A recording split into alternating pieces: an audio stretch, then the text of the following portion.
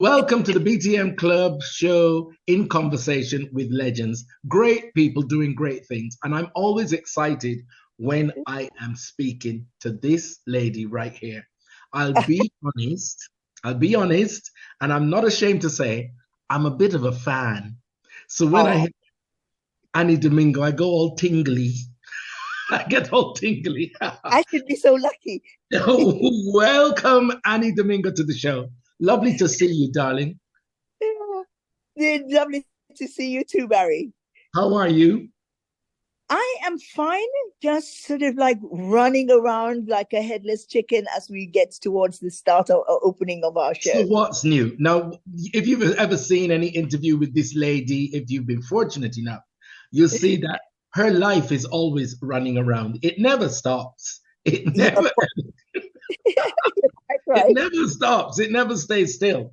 And as I say, one of the things that I find so inspirational about you is you said that when you got to the age of 50, you thought every year you would learn a new skill. Oh, absolutely. Absolutely.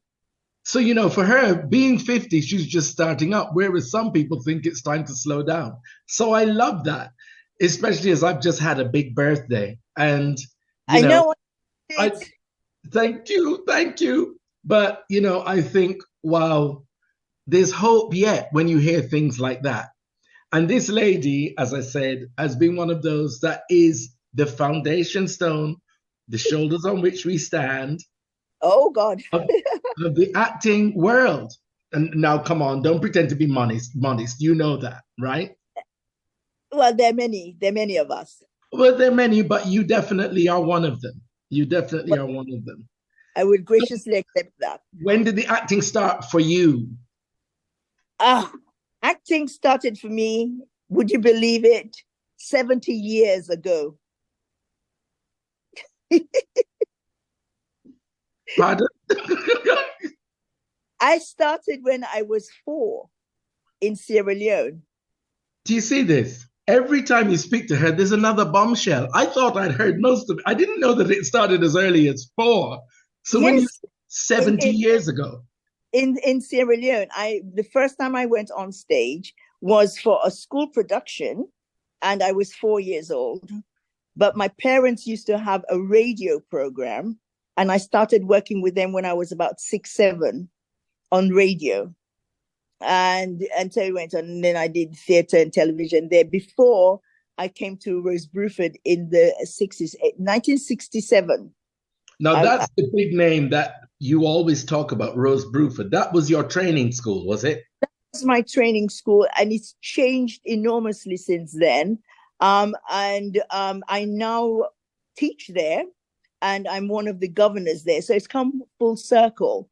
But Right. our alumni is absolutely amazing. Gary Oldman, Stephen Boxer, Anton Phillips, Roy Williams, Bernardine Evaristo, and so on and so on, all went to Rose Bruford. So we Right. great alumni.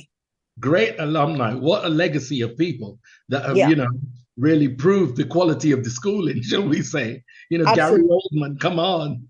Yeah. Yes, it's changed from when we started. It was a much smaller school, and in those days we also did a teaching degree, which is why I trained there as a teacher. Right. Um, so and that's why I'm able to teach I teach from reception to university, whichever one Okay. comes. Now, you see, now she has a full acting career, this lady, full acting career, as well as full teaching curriculum. How do you fit it all in? I don't sleep. Is that the answer? Well, partly, not really. I'm just somebody who's always organized my time. I was just going to say it must be about exquisite, beyond just time management. It's got to be exquisite time management to do what you do. Um, my diary is my best friend because everything I have to do, I have to put it down because then I can see it. But one of the key things is if I'm once I'm doing this play, the days we're rehearsing, that is what I'm doing. I don't try to think about anything. When I finish rehearsal and I go home, I start thinking about which emails I have to address, what I have to do. I'm also doing my PhD at the moment, so I have essays and things to write and books to read. So Can just back up a bit. Just back up a bit. So you're not doing a PhD as yeah, well as yeah. teaching, as well as acting full time. What is this PhD in? Well, about 3 years ago, my novel came out, Breaking the Mafia Chain. Yes, of which I have my signed copy. I went to the book launch. Yeah, a fan, a fan. And so I'm now at King's College in London doing a practice-based PhD, which is part of it is writing the sequel to Breaking a Mafia Chain, and then writing a thesis on the connections of Black Victorians between Sierra Leone and England in Victorian times. Okay.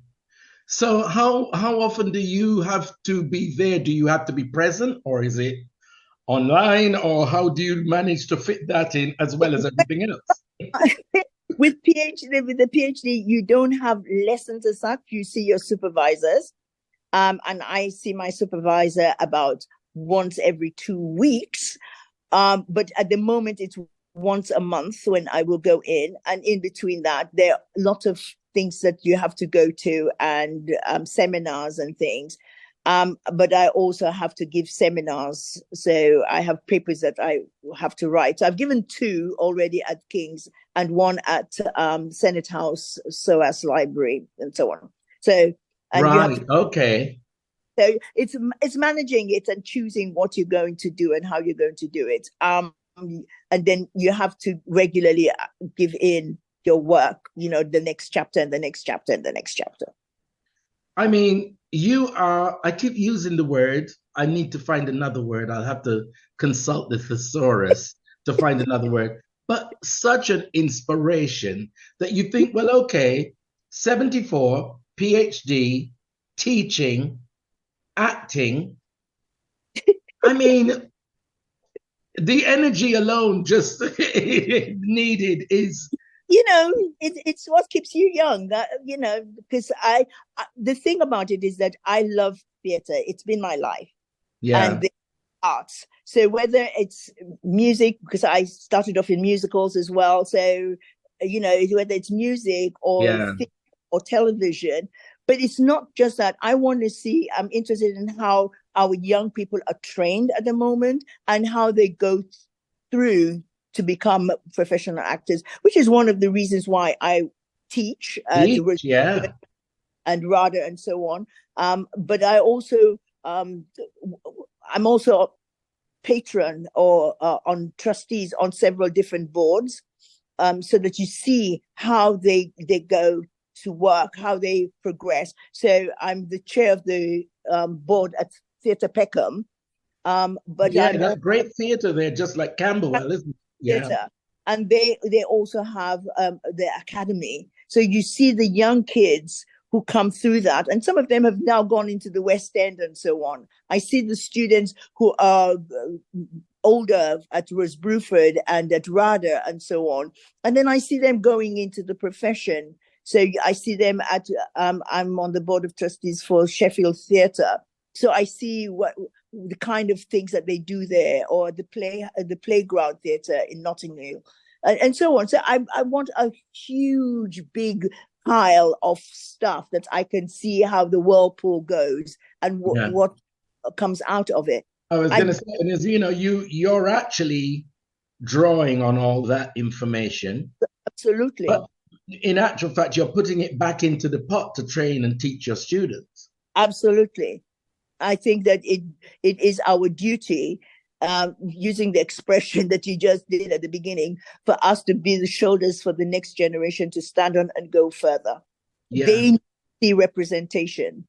When I go to teach at Rose Bruford, and I'm one of very few Black teachers there, I connect with them even if they're not in my class. When I go and sit on the board of governors at Sheffield, there are only 2 of us Black trustees. but you go and see the shows, the students see that you're interested in them, that you are coming to see their work. And even after students that I've had and they're doing shows, I will make a point to go and see their shows and say, I see you, I hear you. It's important. Yeah. It's the support network for the whole journey. Absolutely. You know? Absolutely. Yeah. And I go to the theater to see friends and that, you know, I think we support each other greatly.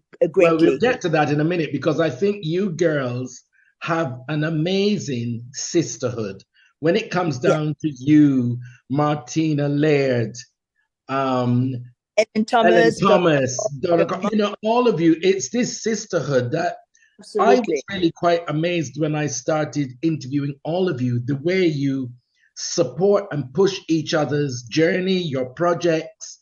And I just think it's amazing because, as you know, it was very easy, especially in the times when you first were coming through in the late 60s, 70s, because the roles that were available for Black actresses, actors were so limited, it could kind of pit you against each other. Yeah. Roles. But you all haven't allowed that to happen. It's like, no. Well, if I don't get it, you get it, we support you in it. Because next time it might be my turn. It is really important for also the younger students, the younger people coming to the profession to learn how to behave, and that, you know, we support each other, we root for each other. There are jobs that I go for and I don't get, and I see the people who are next to me auditioning, I go, good luck. And when they get it, I go and see them. I know that the show I'm doing now, there are at least 2 other actresses who went up for not the part I'm doing, but for other parts. They did not get it. They are coming to the press night to support me. Absolutely. They have, you know, I didn't get it. No. Yeah. You know, but as you say, you know, it's training people how to behave. Absolutely. And, you know, the very nature of the industry, whether it be fashion, models, dancers, actors, actresses, is rejection. That is as much a part of the industry as the getting of the roles and winning of the roles. And you have to learn how to deal with that. Absolutely.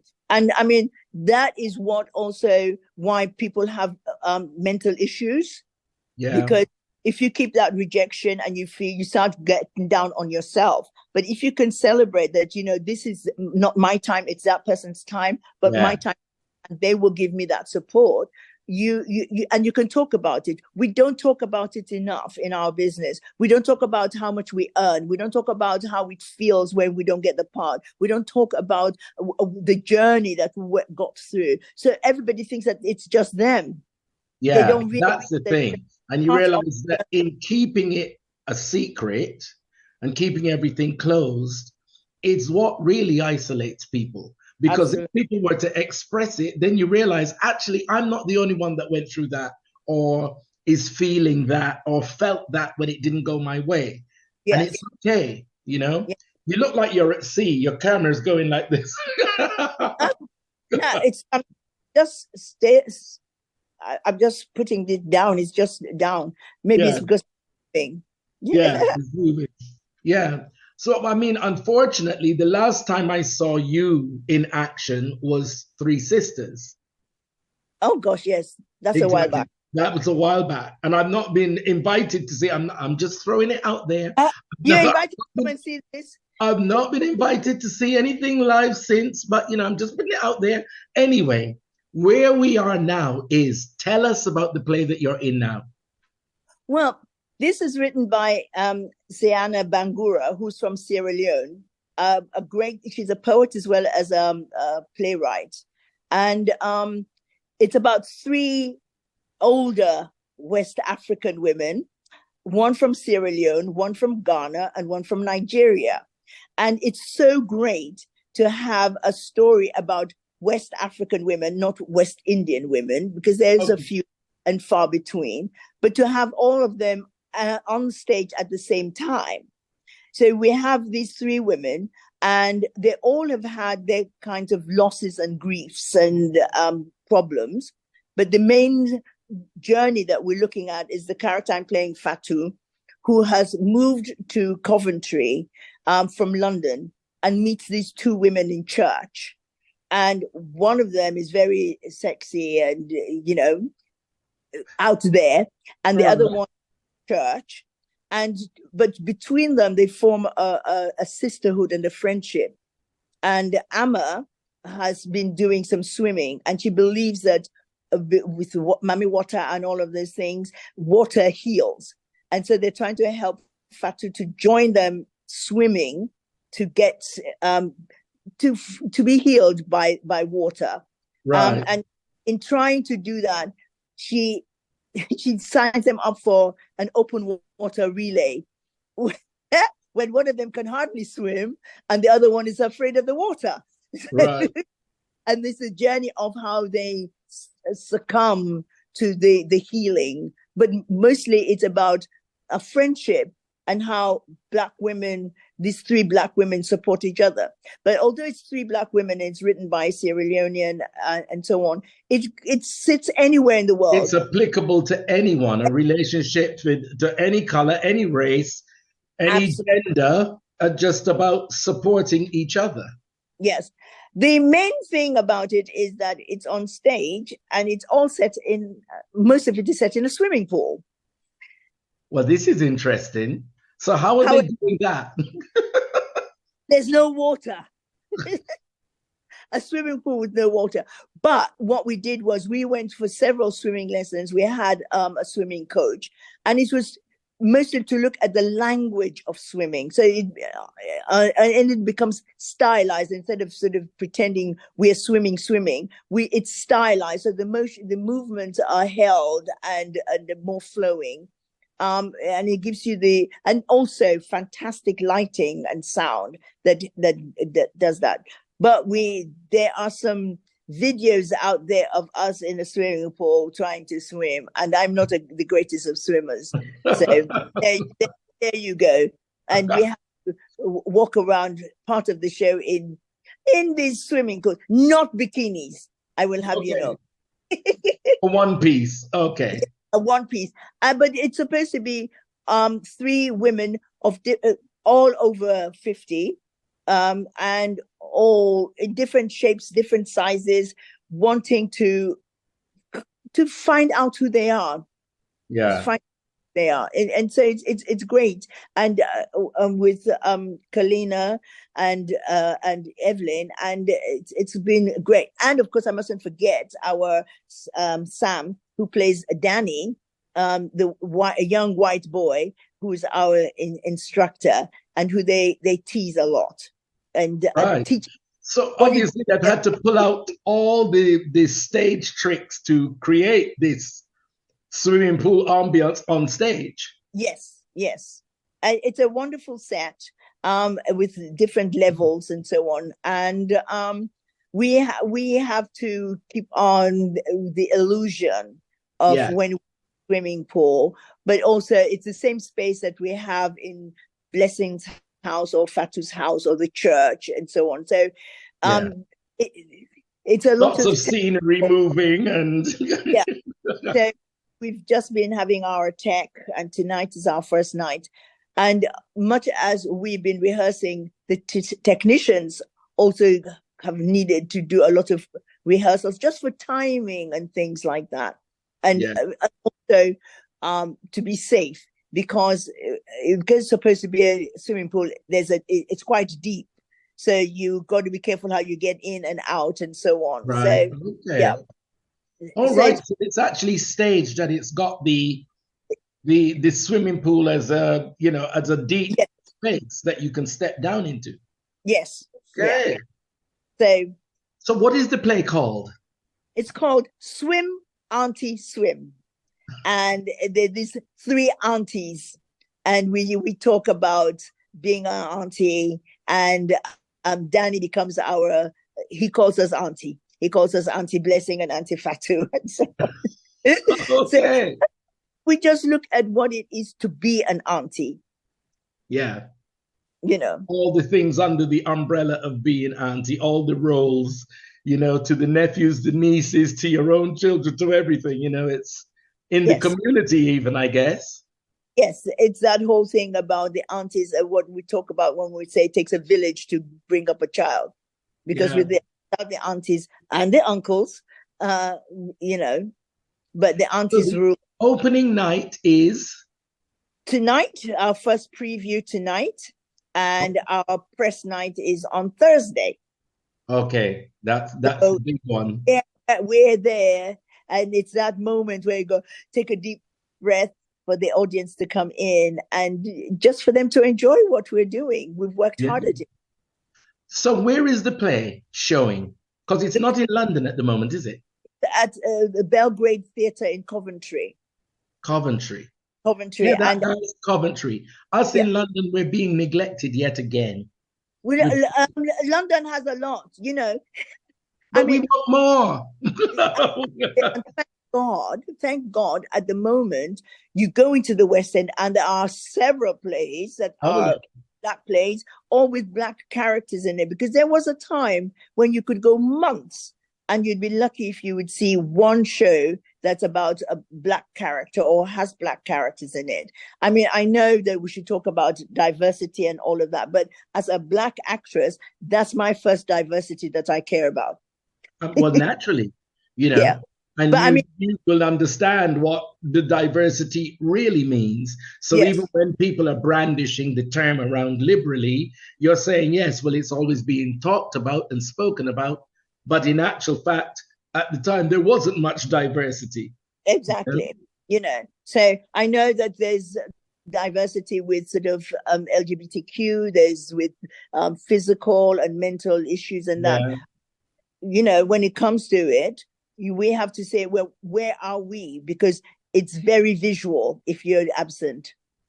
Yes. And the thing is, it's kind of the elephant in the room. Yes, We all know it's happening, but some people don't really want to address it, talk about it because of repercussions or whatever. But as you say, things are changing. Things are yes. changing. Oh, absolutely. And I'm really, really pleased about that. I mean, just when I went to see for Black Boys, and you saw the audience, how mixed it was, and you see Exactly. so many times when you go, you'd be the only black face in the thing. As an actor, to look out and to see a diverse Yeah, audience is really absolutely. cool, And I remember when we were doing Three Sisters, a class of some of the students of mine from Bruce Bruford came, and there were three black girls, and one of them afterwards was in tears. And I said, "What's the matter?" She says, "I never thought that I could get a job to work at a place like this, and you've made me see, when I saw 18 black people on stage at the National, I knew that I was right to go It's to drama." possible. Yeah, There's possible. possibility, and Yeah. that's what it's about. And That's what it. even the fact that in the past, as you well know, a lot of times we're saying, well, no, if they've got black characters or it's about black characters, it won't be that appealing to the audience. And as Yes, you say, when you go and see something like Black Boys, you look into the audience, because I went to see it myself, and I looked behind, and they were everybody, every age, color, gender, exactly. sexuality. It Yeah. was irrelevant because it's just a play. And in the West End, because we've had those plays, but they've been on the outskirts or on the fringe. I mean, Friends. if you wanted to see it, there were many plays like at Stratford East or Bush Theatre and so on. It was Yeah. not in the West End where anybody who comes from abroad could walk in. A lot of people who are visiting London do not go out into those theatres unless they're Yeah. theatre. As you say, But when it's in the West, the Shepherd's Bush, Hammersmith, the Lyric, and those places, they're not going to travel that far out. So yeah, they will just be concentrated in the West End, and there were very few. yeah. So start night is on Thursday. Yes. How long is it running for? Only 2 weeks. 2 weeks. It's very short. And please God that it gets moved into London. Then y'all can see it. I was going to say, and after 2 weeks, is there any possibility that you will grace us Londoners with your presence? Well, they're not going to tell you. I'm just a mere actor. There's nothing mere about Annie Domingo, let me tell you. There's nothing mere about her at all. Well, we shall see. I mean, it's the hope, but it depends whether it gets picked up and so on. Yeah. And your book, how is that doing? What, Breaking the Mafia Chain? That's the one. It's doing very well. It's open. It's been published now in America. There's an American version, and earlier this year, it's been published in Brazil. So it's been translated and published in Brazil.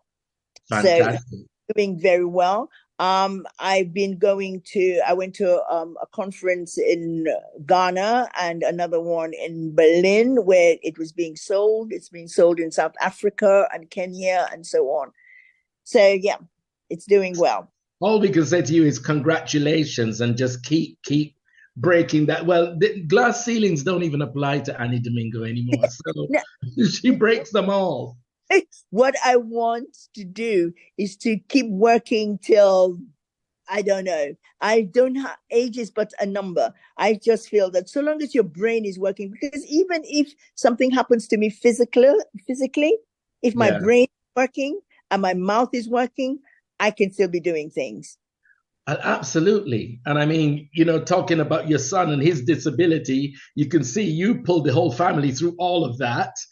Still just doing what you were doing. He has his own house. He drives. He has a full-time job. All from his wheelchair. He's an inspiration to me. He is. He absolutely is. But he got that from you, definitely. Because just watching you operate how you operate, and when you were explaining to us in the last interview about when your husband took ill and your son had his accident, and you had them both there as a carer, Annie Domingo was still working, coming up to London to do auditions. She's like, you lay there till I come back. You've got no choice to lay there till I come back. I'll be back later, Yeah, and during that time, I did the Crucible at the Open Theatre, Regent's Park Open Theatre, and I was teaching full time as well. Yeah. You see, this is why I am literally attached to this woman's leg. I was doing one of my degrees at the same time, because when I graduated, I had 2 wheelchairs when I was doing my master's. Yeah. So you see, as much as I love her, she just makes you feel like such an underachiever. Oh, get away. When you talk to her, you just make her think, well, maybe I should be doing more. You are doing plenty. We all have our own lane. Yes, we do. And this is why I said, don't look at somebody else and say, oh, I should be doing this. Oh, they're doing this. Why am I not in Hollywood? Why am I not doing this? Why am I? No, that's their lane. Enjoy your lane and celebrate. It's just that some people can drive in every lane all at once. That's her. Just damn greedy. I'm just a busybody, a greedy busybody. She's neither. Anyway, it has been a delight to talk to you as always. It is a pleasure. With Swim Anti-Swim. We hope that it comes to London so that we get an invitation to see that. Because it's a delight to see this woman in action, I tell you. It's a joy to talk to you, Barry. And I will be in London. I hope so. Okay. Take care. All the very best. Love you. Bye.